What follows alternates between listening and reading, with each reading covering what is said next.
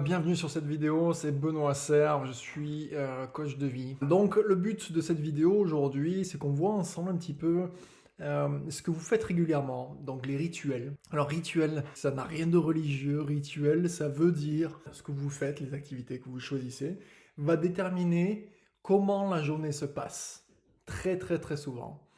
Et également, la manière dont vous finissez, vous terminez la journée, va déterminer quelle nuit vous passez, de quoi vous rêvez aussi, et comment vous vous levez. Donc c'est un cycle dont il faut prendre soin, il faut prendre soin du début et de la fin de votre journée. Donc, c'est pas forcément ce qu'on fait de temps en temps qui rend notre vie fabuleuse ou juste agréable à vivre, c'est ce qu'on fait constamment. Donc la question que vous devez vous poser aujourd'hui, c'est qu'est-ce que je fais constamment? Est-ce que c'est en majorité positif pour moi? Est-ce que ça envoie des signaux positifs dans mon cerveau, dans mon esprit?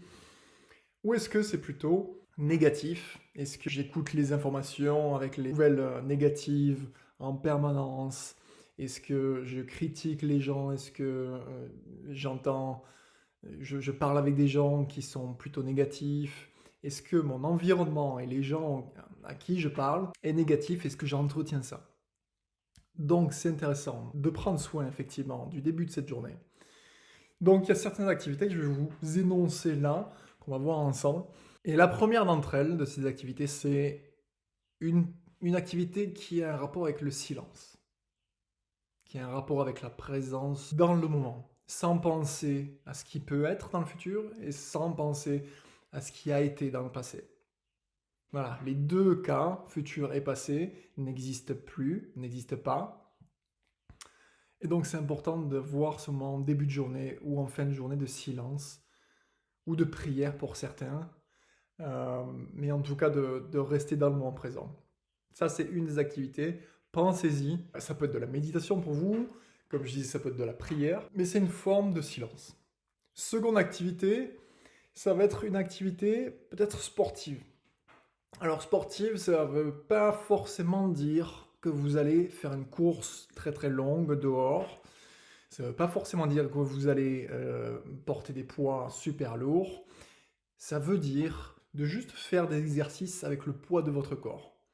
Et pour ça, on ne va pas le voir dans cette vidéo, mais ça va être des informations que vous pouvez trouver sur Internet facilement, sur YouTube, voir des vidéos qui sont adaptées à ce que vous souhaitez et avec le niveau de difficulté que vous souhaitez.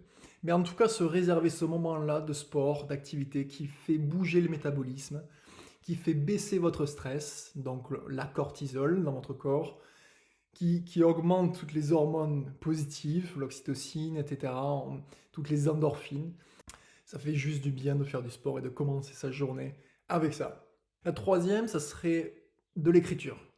Essayer d'écrire, avoir un journal, se garder ce moment à soi pour essayer de juste retranscrire nos émotions et comment on vit en fait notre vie en fait, comment on la retranscrit sur le papier, comment on essaye de s'expliquer un problème ou qu'on est en train de vivre, un conflit peut-être, ou quelque chose qu'on essaye de faire, un rêve qu'on a, un but qu'on crée, ou un projet qu'on veut voir se réaliser.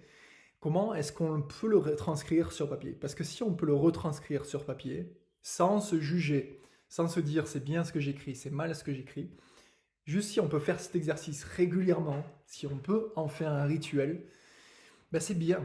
Ça fait du bien au cerveau, ça fait du bien aussi à nos pensées parce qu'on s'est exprimé. Et quand on s'exprime, eh ben ça fait du bien tout de suite.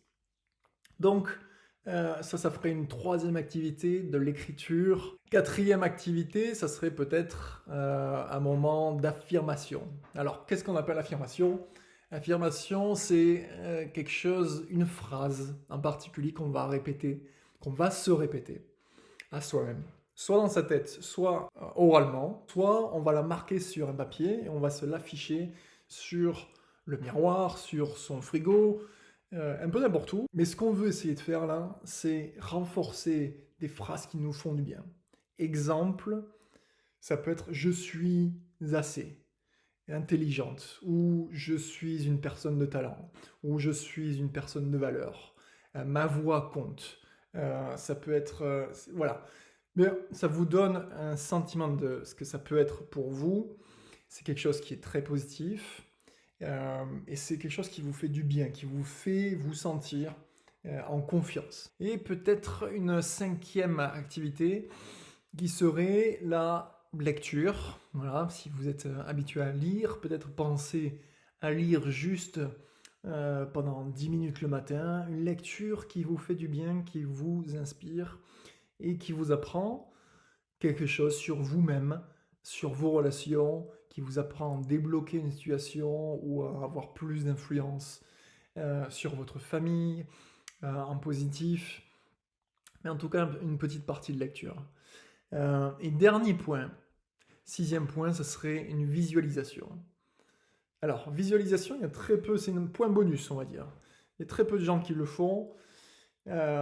Donc, c'est pas obligé, mais ça peut être marrant à faire. C'est de découper ou de sélectionner des images qui représentent les choses qui vous tiennent à cœur dans votre vie future.